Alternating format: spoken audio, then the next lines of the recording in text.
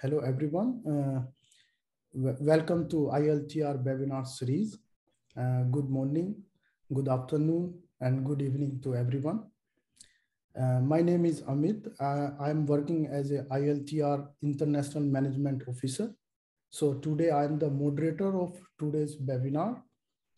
So dear participant, today we have two great speakers, Dr. Chai Hao from Taiwan, Taiwan Ecological Research Network, and Dr. Suthela Harmuk from ILTR Thailand. So I welcome both of you, and I'm very glad you accepted our invitation for today's webinar. So without wasting our time, I would like to invite first Chai Hao, Dr. Chai Hao from Taiwan, to share the talk with us. So Chai Hao-san, floor is yours. Okay. I would like to share my screen. Okay. Yeah. Can you see my screen? Perfect. Yeah, great. Okay. Hello, everyone. I'm Jia Hao from Taiwan. Now I'm an assistant professor at National Science University in Taiwan. And today is my pleasure to share my research on the seedling dynamics in the Fushan forest. We have been working for almost 20 years, and this is the 20 years for us to working in this plot, and we established the plot in 2002. So this will be the 20 years for us. We would like to have some event to celebrate. And today I'm going to talk about the demographic process model I developed with my colleague in the past few years. We use the long-term seedling data and we try to estimate the passage times and the transition ratio from the seedlings to suckling in this rainforest. Okay. Oops. No response. Let me check. Okay, great. Okay. With forest ecologists, we all know that many of them think that the seedling stage is a very critical bottleneck in the tree life cycle. Trees can spend decades during these stages. And the dynamics of this stage is huge comparing to the later life history stages. If you go into the forest and you do the seedling surveys, usually you can find a very different species composition from year to year. And this is because the seedling mortality rate is very high. And also there are a huge interannual variation in the seedling recruitments. So in different years, you see very different species seedling composition. And so the ecological process occur at this stage is non-random in terms of the species identity. So for example, we analyze our long-term seedling data, and we find that there is a significant density dependence effect from the conservative seedling densities to the seedling survival and seedling growth. And we also find that in different years, the effect of the density dependence vary. So for example, in this graph, we can see that the seedling density dependence effect was stronger in the wet years, and it's relatively low comparing during the dry years. So within a year, the density dependence effects change, and we believe that many forest ecologists think that this effect would be a very important for seedling to the overall seedling for species composition and structures. So the dynamics in the seedling stage may determine the future species composition and forest structures. But however, what we also find that the seedling survival is very low and the growth is also very low in Fushan forest. We analyzed the 28 tree species with abundant seedling data, and only 2% of them can survive for more than 5 years. So most of the seedling died, and the seedling grew very slowly. The average growth rate is 1.5 centimeter per year. So you went to the forest, and when we recensed the seedling just they keep the same, they keep the same height, and before they grow up, they die. So this finding led us wonder how many seedlings would it take for newly recruitment seedlings to become a sapling, and how many years it takes for it to become a sapling. Okay, so but there are very few estimates about the transition ratio and the passage time from the seedling to saplings. And this is because most of the seedling didn't last for a long time. For most of the seedling studies only last for 3 to 5 years, because this is probably most of the PhD student work on these topics. So so most of the seedling studies, they answer this the ecological process during this stage using the special explicit data instead of the long-term monitoring data. So what are the transition ratio and the passage time from a seedling to sapling in the forest? We don't know. We have no good answer for this. And in open area, like in a park or in a garden, it may take only a few months for seedling to become a sapling. But in the closed forest, it may take decades. Yeah, there are some observations from some ecologists. They found that the seedlings just stay in the understory for a very long time, and it didn't grow, and they just stay there and doing nothing. And why understand this is important. So knowing this would help us understand the regeneration strategy of species and the factor that regulate the saplings recruitment, and such as light and susceptibility to pests and pathogens. So, so we would like to use our long-term seedling modeling data and combine with our sapling, our demographic models, and we would like to estimate the passage times from the newly seedlings to fully established saplings. And we want to know how many seeds does it take to make a fully established sapling, and how do different patterns of environmental fluctuations, and just like canopy openings, can determine both of these life history metrics. Okay, so our study plot is in Fushan, and Fushan is in the Fushan Forest Dynamics plot, and this plot was established in 2000. We started reading the plot since 2002. And the full census was finished in 2004. So it's a 25 hectare plot. It's 500 by 500 square meters. The elevation is about 600 meters in, and the rainfall is super high in Fushan. There are more than 4,000 millimeters rainfall in a year, and there's no dry seasons. So these forests, this weather support evergreen forests in Fushan. And we start monitoring the seedlings dynamics since February 2003. We set up 318 1 square meter plots, and we measure and since all the seedlings in a plot, we take and measure and identify them to species, and we use 16 years data. And 46, and so in total, there are 46 census data. So we use for this analysis. Okay, so we select the 8 major species with sufficient data for us to analyze. There are 3 of them are light demanding species. The other 5 are the shade tolerant species. There are and some of them were canopy species, and some of them were subcanopy species.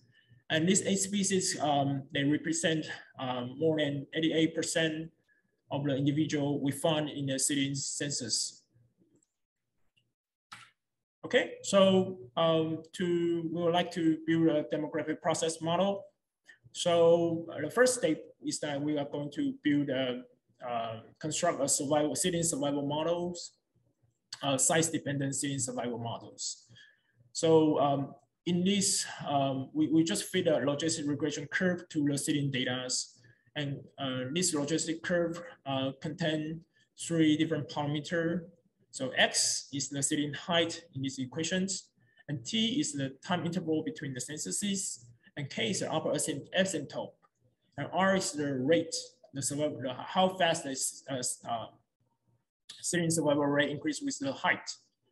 And R is the inflection point of this survival curve. Okay, so, and because we have many tiny cities in our data, so if we only use the seeding data to estimate the K, the upper asymptote, just the maximum survival rate of the seedings, and this might bias our estimate. So we estimate the K from the sampling data that we collect from the big plot, the 25 hectare plot, the sampling of 1 centimeter to 2 centimeter debit trees, and we use that to estimate K, and then we use the K, and then we with the seeding data we have, we estimate the R and P. Okay, so this is our size-dependent survival model, and for growth, for seeding growth, so this is the growth increment data we collect from Fushan. So we can see that, and we saw the data from small to large, and you can see that most of the seeding data, most of the seedings, they have relatively small growth.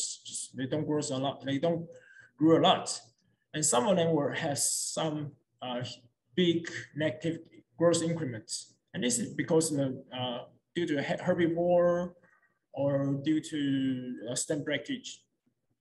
But some individuals, they have relatively large growth increments. Yeah, so despite that, most of the cities did not grow at all for most of the time, but there are still some cities, during some times, they have a big growth increment. And the other things we found is that the growth increment is not associated with the seeding height. So in the same size of seedings, they can have a very different seeding growth increment. So some of them have a very huge, but they are not necessarily big or small. Yeah. So given this kind of data, so we would like to we use a growth distributional data growth model, a multiple distributional models. So we divide the data into 2 parts. So one is for the fast growth seedings here, and the other is the slow growth seedings. And so we fit the slow growth groups with the normal distribution curve right here, and we fit the fast growth groups with the gamma distribution right here. So so we use these 2 growth distribution to draw the growth increment in the later simulation. Okay, and so despite that most of the seedlings grow very slowly for most of the time, but some of them, sometimes they grow fast. So we want to model in what kind of situation they will grow fast. So we model the growth transition probability between the slow and fast growth groups, and so against the seeding height. So this is a size-dependent growth transition model. So the seedlings can, so when they are small, they have a very low chance to become a fast growth seedlings. But when they become big, they have a relative high chance to become fast growth seedlings. And for the seedlings that enter the fast growth groups, they may stay there for a while. So so here we have another transition model that describes the fast to fast, the same state in the fast growth groups. Okay, so given the model, these 3 models, we have the survival model, the growth distributional model, and a growth transition model, and we combine them in the individual batch model. So we run a stochastic simulations. So we start so during our simulation, we start from the 50,000 seedlings for each tree species, and so in each year, so each iterations, we kill some seedlings according to their height and there's the seedling survival models.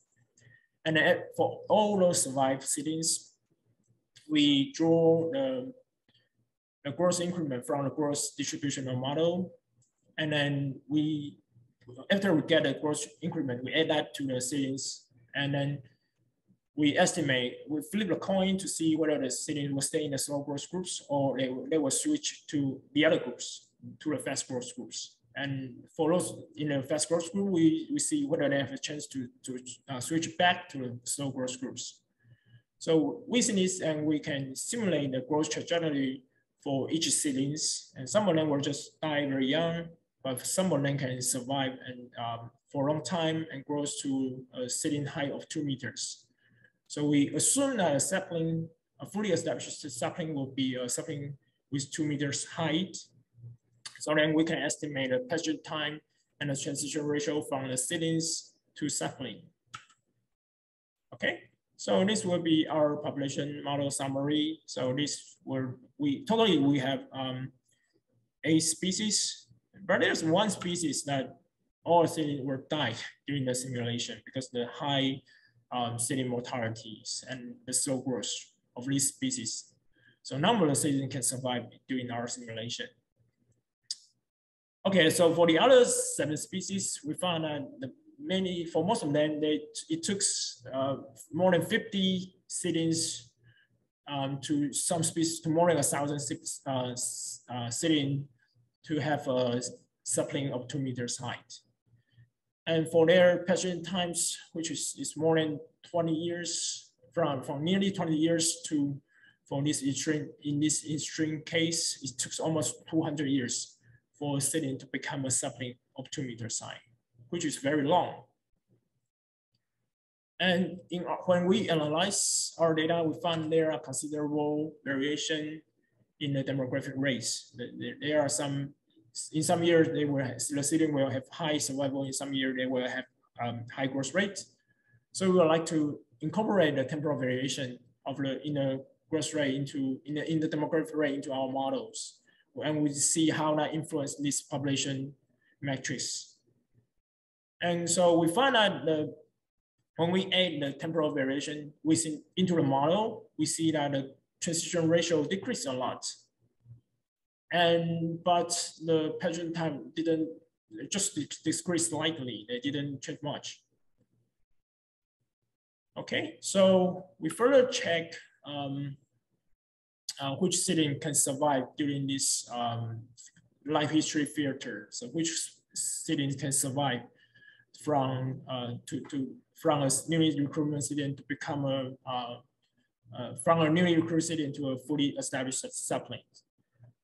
So in this figure, we calculate the seedlings which survive past these filters, these orange lines, and we calculate their average growth rate for each individuals. And we found out that for those which can pass the filter, they tend to have a high growth rate compared with those died which didn't make it to 2 meters high. So this tells us that the consistent fast growth is very critical for those seedlings to survive. So only the fast growing seedlings, they can escape the danger zone of the survival curve. Okay, so to conclude, it may take decades for tree seedlings to attain 2 meters height, and the transition ratio from the seedling to sapling are very high. So high mortality in the early seedling stage, they may severely limit the probability for that newly recruited seedlings will transition to a sapling stage. So only seedlings with consistent fast growth rates are expected to pass through this life history filter. So the implication for our analysis is that the rare exceptional individual, which means that for those seedlings like with the consistent high growth rate and some rare exceptional conditions, so maybe in some period of time they may have a few years that with the environment conditions are very good for a seedling to survive and grow. So, and these rare exceptional conditions might define, together with those rare exceptional individuals, they may together define the dynamics of these seedling bottlenecks. Okay, so I would like to acknowledge our funding agency, including the Ministry of Science and Technology in Taiwan, and Taiwan Forestry Bureau, and Taiwan Forest Research Institute. And we also thank the long-term logistics support of the Fushan Research Center.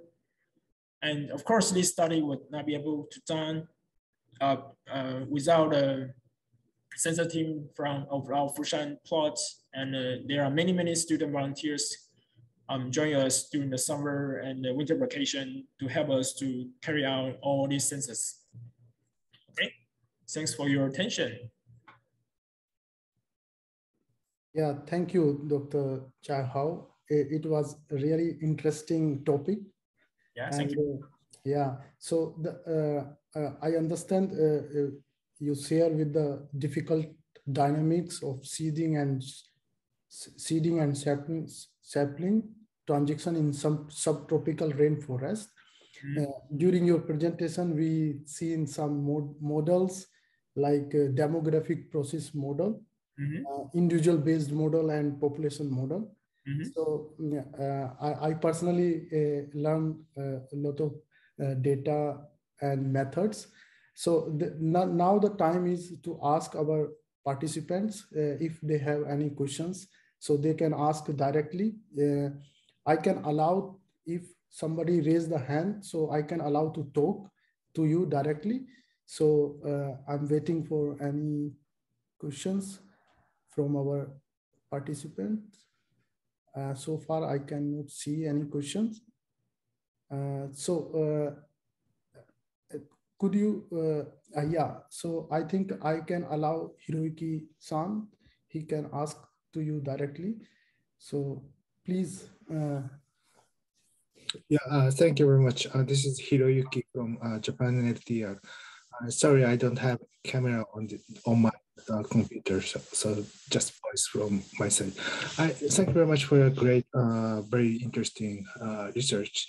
And I just wanted to know that I heard that you also mentioned about some potential influence of the environmental condition on this seedling growth and how much the seedlings succeed to the sapling phase. So I just want to know how much the different light availability in the forest floor could influence the growth rate of the seedlings, and how much these, if you have the canopy gap, then we know that the light environment in the forest floor could be improved. So in that case, how much the transition ratio or rate or the success of the growth from sapling to the seedlings, the sapling could be improved based on your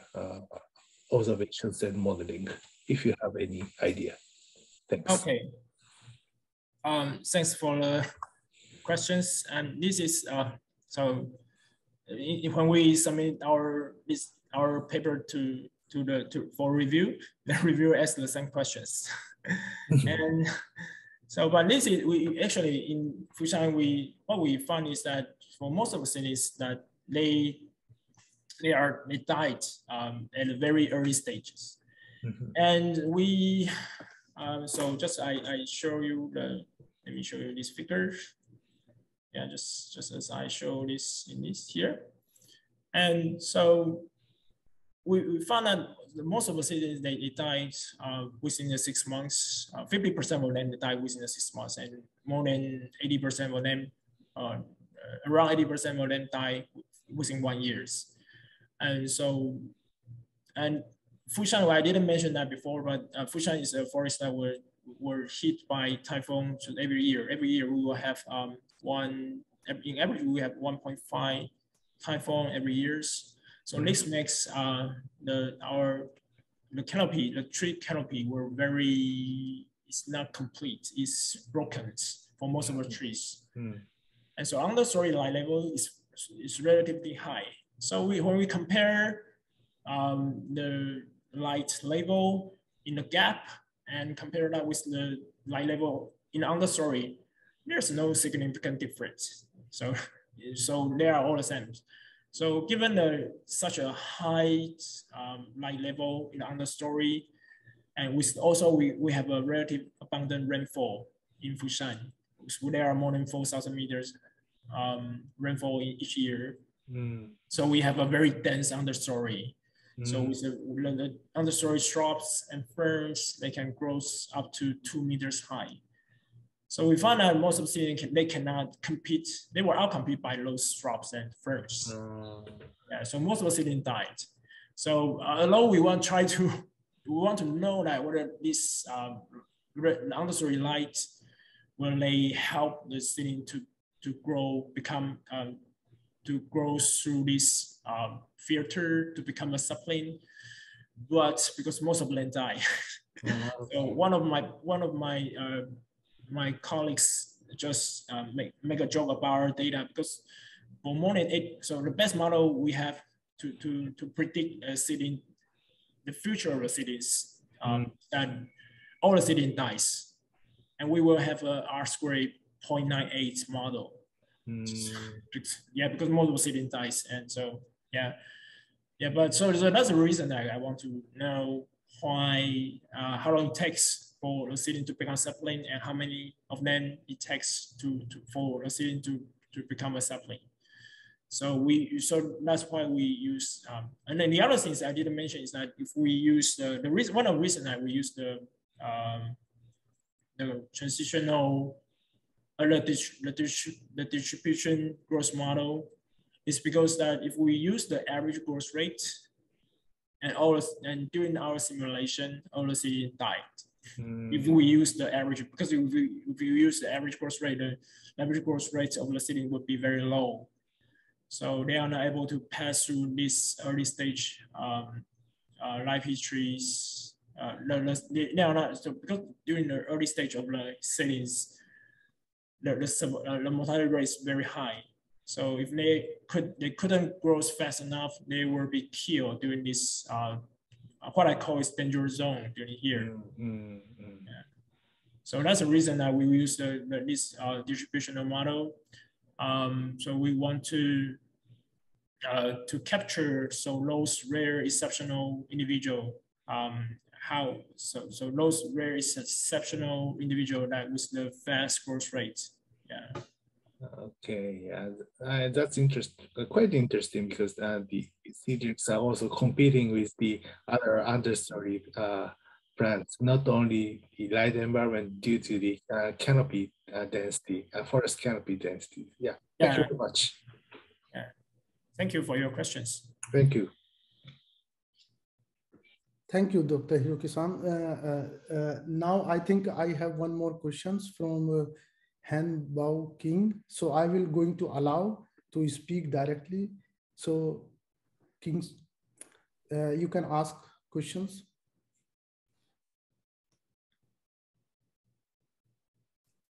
Hello. Yeah, King, you raise the hand so you can ask the question to our speaker directly.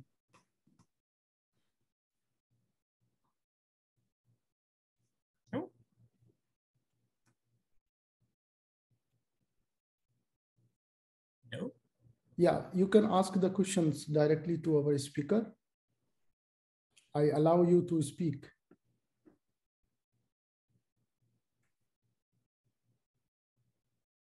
Okay, I think there is some technical problem. So, Chai, how if you want to add something to share with us, so you can.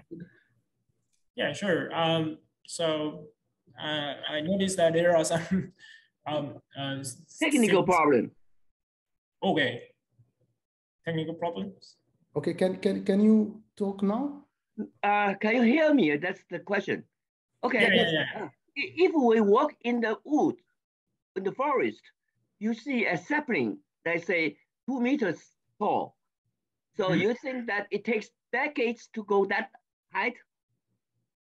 Yeah. I think that. Okay. Okay, it's just yes or no. We don't have enough time. Can you cross the small stand and count the 3 rings? It's going to be 20 rings in that small. I didn't try that. But you have to prove your theory to practical, right? Yes, theory? that'd be very interesting if we can to check whether there are some growth rings for those things, to validate our model. Yeah. Thank you so much. That's it. Yeah. Okay. Yeah. Thank you for your question. So I think the time is to move to invite. Okay. Yeah. So thank you, Chow Hao, for your great presentation. I think we have very limited time, so I have to stop here. So is it okay? Yeah. Yeah. So now is the time to invite our second speaker from ILTR Thailand, Suthila Harmuk. So Dr. Suthila Harmuk, floor is yours. You can share your presentation and then you can. Okay, yes, I to start for my presentation. Yes, please. Okay, just a moment. Okay. Start. Amit. Okay. Yes, perfect. Today, good evening, everybody. I'm Suthila Harmuk, lecturer in Majo University. Now I want to show some research continue to PhD student. Yeah. And my professor, Dr. Daulak Malot, is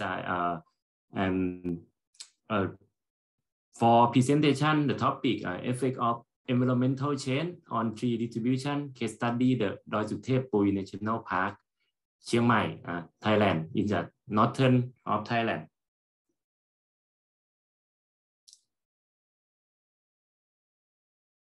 Okay, just a moment.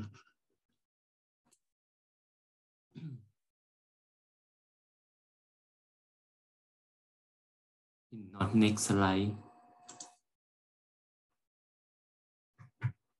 Okay, in my outline is including now.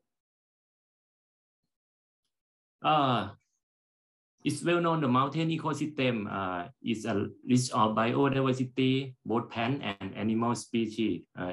Is one recognized of fungi ecosystem due to it has strongly environmental factor specific. Mountain ecosystem popular for human disturbance such as highland agriculture in northern Thailand, very popular problem in mountain ecosystem and sensitive to environmental change, especially the climate change. Nowadays, many researchers reported that mountain ecosystem was a good area for detect the influence of environmental change on tree regeneration and dynamic, mostly a long-term study period. Long-term ecological research in Thailand used for the permanent pot distribute in many forest types from north to south. Yeah, in a Chiang Mai province have two the big permanent pot in Intanon 16 hectare permanent pot in Hoi Kok Ma Doi Suthep Pui 16 hectare area. Yeah, but me set up to the near of Hoi Kok Ma watershed. Mostly reported emphasize on chain of species composition, forest dynamic, spatial distribution, and forest biomass related to carbon stock. However, this document what found in particular adaptation and migration of three species related to climate change in mountain ecosystem. My objective of our researcher today is clarify the forest dynamic, particular three states related to microclimate change in a small permanent pot along altitudinal gradient between two types of forest, deciduous forest and lower mountain forest in a and classify the forest ecotone. My study area is the Doi Suthep Pui National Park. This national park cover 2,081 square kilometer in Chiang Mai city.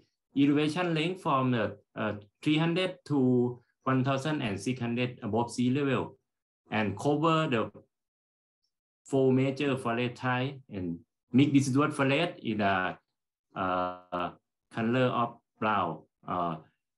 Lower mountain forest green color.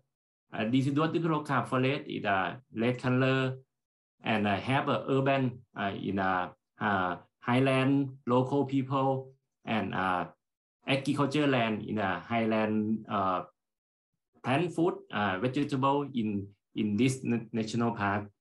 And we set up to transect permanent pot 1.8 hectare at the forest ecotone between the deciduous forest and mountain forest in 2012, and recheck recensus every 2 years in now 2020.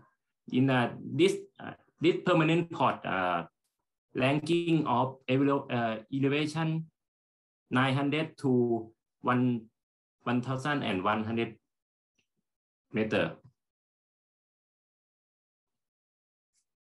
The general of information of tree diversity in the Doi Suthep Pui. We have the 90 sample pot check to land use change in my topic, the one thesis. The diversity at very high diversity of tree. 303 species in 71 family. Dominant family based on number of species such as Fabaceae, Leguminosae, Fagaceae, oak tree, and Lauraceae, Cinnamomum genus. Continue to check species list based on IUCN red list and ecological needs. The results were important for forest conservation, especially evergreen forest, because this type had a specific of low temperature and show high species diversity. Increasing, my opinion, our opinion, increasing of temperature in the next time have a direct effect on the tree regeneration in the evergreen forest on mountain ecosystem, and forest structure can be changed in the future time. The sample pot were found endangered and threatened species based on IUCN red list such as Dipterocarpus costatus, Dipterocarpus tuberculus, Podocarpus species, and Dalbergia, two Dalbergia species, and Magnolia gatifolia. But Dipterocarpus popular to cutting for timber in local people in this area. The very endangered species in the Doi Suthep Pui. Focus on the data collection in my presentation today. We set up support were divided 10 by 10 square meter. All three species with diameter at bed height larger than 1 centimeter were tagged, measure, identify, and analyze it. Only 3 species in this result today. Monitoring was done every 2 years. Since 2012, and the microclimate factor, temperature, and light intensity were automatic. Hobo data logger set up in this pot. The amount rainfall we use analyze based on the data of the Doi Suthep Pui station far to this pot, 600 meters for station. And the data analysis, we analyze two relationship between microclimate change and tree dynamic. Have a four part. The first uses ArcGIS to microclimate interpolation overlay in our any support, and use to generalize linear model to detect for positive or negative or increase of tree or tree die.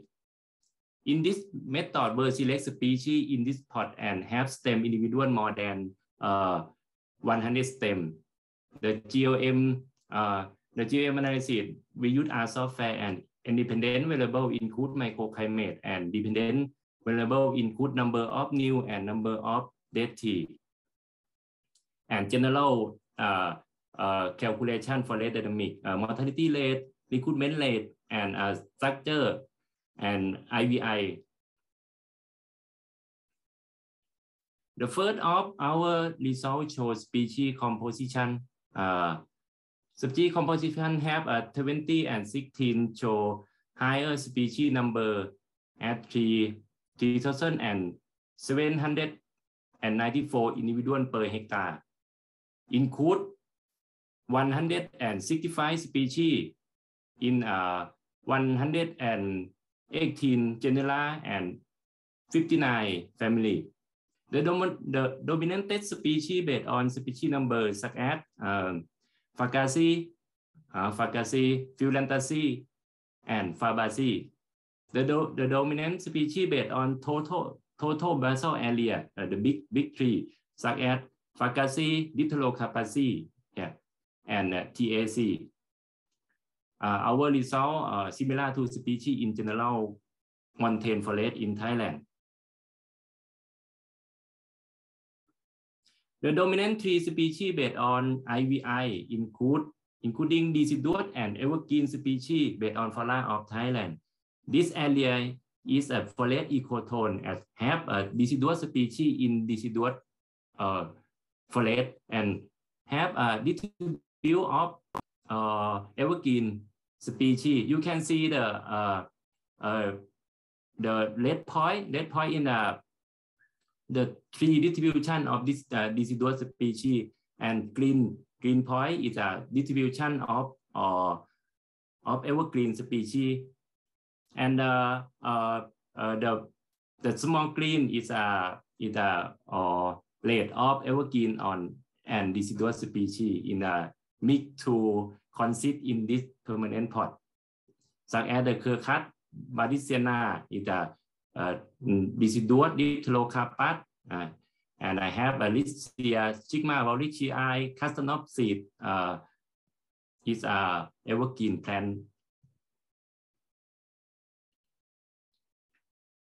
Continue to we compare the El Nino southern oscillation value less than 0.5 were observed from same 2 time my census in this pot. Focus on the forest ecotone. I have temperature and rainfall is the same 2 time of El Nino oscillation in this year. When El Nino occur, the precipitation least in study area, especially temperature increase to this time drought condition.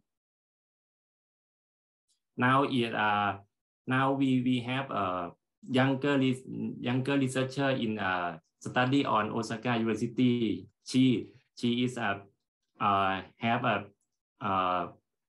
data me for relate to seedling.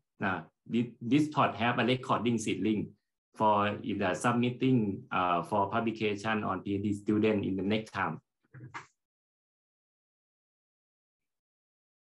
The forest dynamic in permanent pot fluctuate among period during 2012 to 2016. The basal area tend to increase during the first period 2012 and 2014, contrasting with the second period. The higher of species number was found in 2016.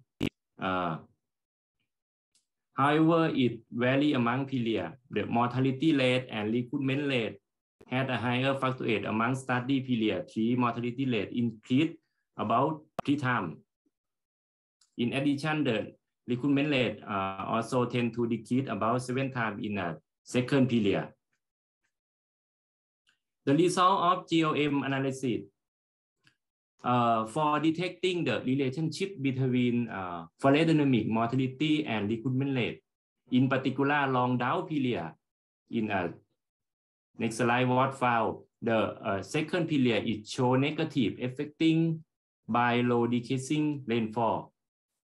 The rain-free day less than 52 days and had positive related to increasing of temperature. This result shows some dominant species dynamic relating to microclimate change.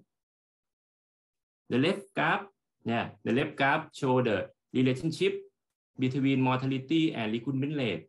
You can see the point green is an evergreen species and point red of deciduous species show high recruitment rate, same to previous slide.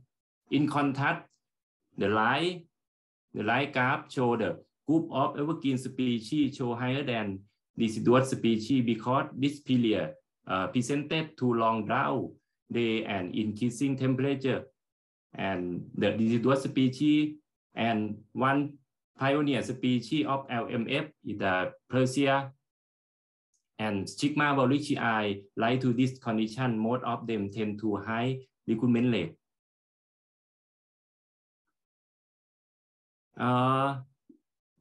Discussion climatic condition are the main factor for plant regeneration. It's tree state, sapping state, and seedling state. I cannot show in this result. Tree state are higher sensitive of climatic factor change. Temperature and rainfall were the key factor in survival for coexisting species in forest ecotone at high elevation at mountain ecosystem. This report can conclude in three parts, where the El Nino increasing of drought condition, increasing of mean temperature, and less of rainy day were found in study area, same to the oscillation El Nino. And the deciduous species well adapting to drought condition be show high recruitment rate and can be expand up to the high altitude. In contrast with evergreen species, most of them died due to microclimate change. And this funding can be supported to the effect of global warming in mountain ecosystem, especially in highland area of Thailand. Thank you for your attention. Yeah, thank you, Sutila Harmuk, for your great presentation. You mentioned, climate change effect conditions, especially El Nino effect on forest species increased, I think. And as a result, the drought also increased in this area. But my question is, how about the other external factors like flood or forest fire? Is it some evidence or? Yeah. Okay. In this area, we the staff of National Park in the protect of fire cannot is a factor for burn in the area. Yeah, if the fire is a decrease. You mean fire is decreased in this area? Yes. Oh, okay. And how about the flood condition? There is no flood condition over there? Flood condition. Like there is no flood in the past in this? Yeah, no fire, yeah. Okay. Yeah, okay. So now I would like to allow and invite our participants. They can ask directly questions to our speaker. So I think I have to wait. Anyone, if interesting, can ask the questions directly.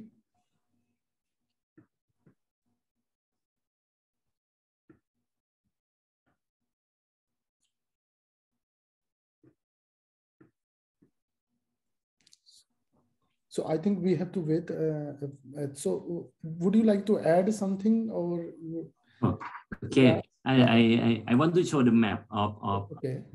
Park in this area to am not the point is 16 hectare permanent plot in ห้วยคอกม้า yeah ห้วยคอกม้า this this area was set up to lower mountain forest in a old forest, not to logging in the last year. It's a old forest and have a town to recheck for carbon stock in the low tower. The next time with cannot COVID, you can see this part in set up allow 15 years. Yeah. 15 years. Yeah. And recheck every 2 years. Every 2 years. And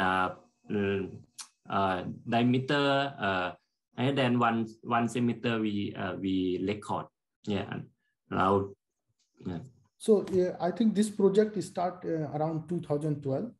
Yeah, 2012. In a PhD thesis in 2012, but now we since finished and recheck to continue for research for my student. Okay. Okay. So, how if you have any question, you can ask directly. If you found something interesting. Yeah. So you mentioned that the drought and the higher temperature during the El Nino may increase the recruitment of the deciduous trees, right? But but for the evergreen tree species, their recruitment were lower during the drought, or they just increase their mortality. But my research we focus three traits: seedling, sapping, and tree. But seedling, my younger researcher is for the analyze, but me is analyze to sapping or tree. But the sapping is a very fluctuate, affecting 1 centimeter to 2 centimeter diameter. Very die same to the tree state in. Same in trend to same, similar to. But seedling, I am see the data. Seedling is a seedling of deciduous plant have a rhizome. Rhizome root is not dead to drought season, but the rainy season is a increase to leaf, not dead, but the seedling of evergreen forest drought allow 1 month is a dry. Yeah. In this ecotone is a very fluctuate to soil. My research they keep to soil for analyze. It has been sandy clay loam. Sandy clay loam is not underwater. It is less in the texture. Can you show me the figures that you compare the growth and mortality rate? Yeah, this one. Yeah, I would like to see these figures. So so there are a few species that their mortality rate increase a lot. Yeah, in the first time of recheck in generally for climate, generally for season, in evergreen tree is a increase of recruitment rate, but El Nino period is have a long time of drought, allow 1 month, 2 months in this area that compared to carp, it's evergreen species that have a mortality rate is higher than the first period. In the species such as the mid-size Cygini, yeah. Yeah, they increase a lot.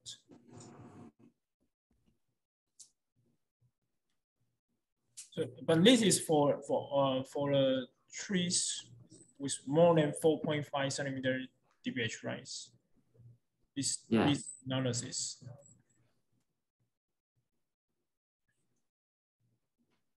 So 10% for the carcinomatosis is really high, right? Yeah, carcinomatosis is a very sensitive, sensitive for the drought, because you can dispersal to growth of seedling, but the drought condition in the dry season is die that very many plant. Yeah, thank you. Okay, thank you for a question. Yeah, I think this is an interesting topic, but many external factors also work at the same time. So using long-term data can find some mitigation strategy for climate risk management. So I think I learned a lot from your presentation. Dr. Suthila Harmukh, thank you for thank you very much. Research finding with us. And I think I have to say thank you to both of our speakers, Chai House and Dr. Suthila Harmukh, for your great presentation and your time at late night. So thank you once again. I think before closing, I have to announce some other important things. So as you can see my screen, can you see? Yeah. So yes. Later we will upload this recording to our ILTR YouTube channel. So please go to the ILTR network and you can subscribe, of course, and then you can download later and then you can watch again and again. So I would like to ask you to everyone, please subscribe our channel. And for the next ILTR webinar, so please follow the ILTR website, www.iltr.network. So you can see here in this page, the section latest, you can go and then you can see the all events, upcoming events. So please follow our ILTR website and then you can get update for our ILTR webinar and other events. So thank you once again to our great speakers. And I think it's the time to say bye for now. So thank you. Yeah, thank you. Okay, thank you. Thank you very much. Yeah. Thank you. Thank you, everyone. See you soon somewhere. Okay. Thank you. Bye-bye.